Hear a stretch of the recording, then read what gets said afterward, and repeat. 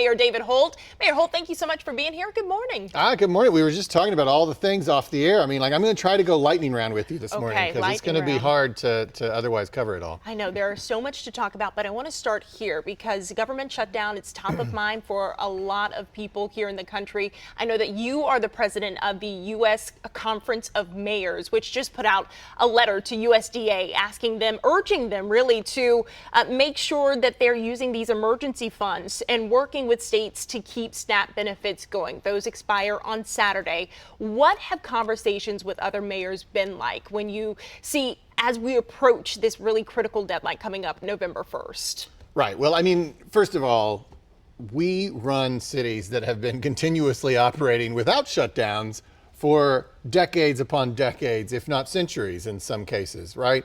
So I think it is so important that we never normalize this. This should never be acceptable. It is always American mayors' position that the federal government should never shut down. That shouldn't even be on the table. And then the fact that we're talking about it a month after it happened is beyond absurd. And I think people that have a position to change that should hang their heads in shame. That's certainly how I would feel if I let the Oklahoma City government shut down for even an hour, much less a month. So that's the first thing that has to be said. The second thing is, yes, if this has got to happen, then the federal government has got to try and mitigate the impacts to regular Americans. And that's what that letter was about. It was trying to get SNAP benefits to be paid despite what has happened with the shutdown. But, it doesn't seem like we're getting a very positive response from the administration about that. I would hope congressional voices would try to chime in and push with mayors on that topic.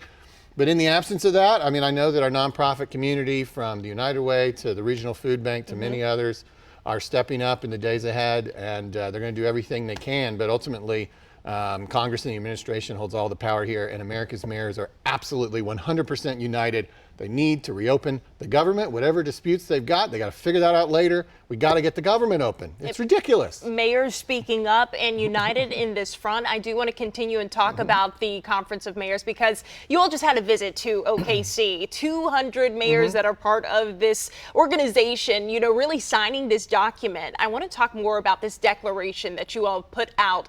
It's talking about political violence and this message of unity as well. What do you want people to take away from that document? Yeah, well, what I would really encourage people to do is Google Oklahoma City Declaration, maybe throw in mayors. You'll definitely get the right result if you do that.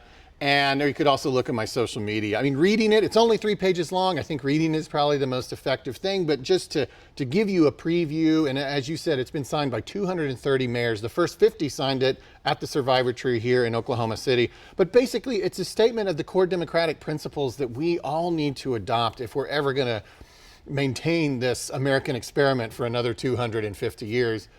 Things like pluralism, things like compromise, embracing persuasion instead of violence, recognizing that this American experiment is an outlier in the history of human civilization.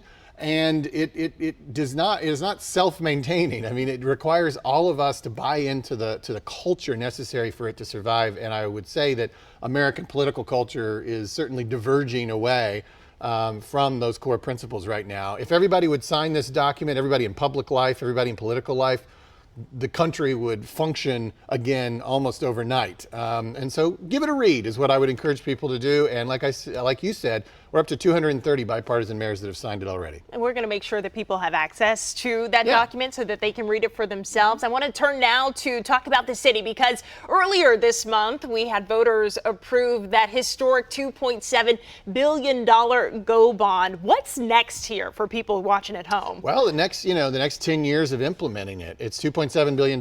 It's generally those 500 plus projects that were included in it will stretch out over the next decade. And of course, we still have a lot of MAPS 4 projects to open. We still have our arena to open.